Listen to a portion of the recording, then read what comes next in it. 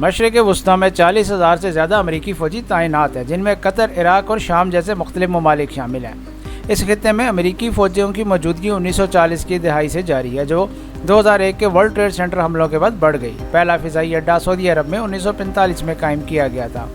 العدید air base قطر میں سب سے بڑا فوجی امریکی اڈہ ہے، جو 1996 سے سینٹرل کمانڈ کا علاقائی ہیڈ کوارٹر ہے۔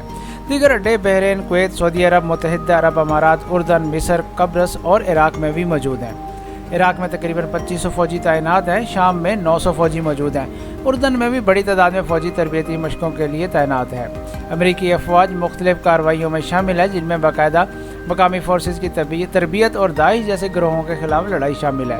وہ اردن جیسے اتحادی ممالک کے ساتھ وسیع پیمانے پر فوجی مشقیں کرتی ہیں۔ امریکی بحریہ خطے میں متعدد جہازوں کی نگرانی کر رہی ہے، جن میں طیارہ بردار جہاز جیسے USS ابراہم لنکن اور USS ہیری ایس ٹرومن شامل ہیں، جو ایران اور اس کے حامی گروپوں کے خلاف سیکیورٹی اور روک تھام کو بڑھاتے ہیں۔ حالیہ دنوں میں فوجی موجودگی بڑھ گئی ہے، کیونکہ اسرائیل اور ایران کے درمیان تناؤ بڑھ رہا ہے، خاص طور پر 7 اکتوبر کو حماس اور اسرائیل کے درمیان جھڑپوں کے آغاز کے بعد۔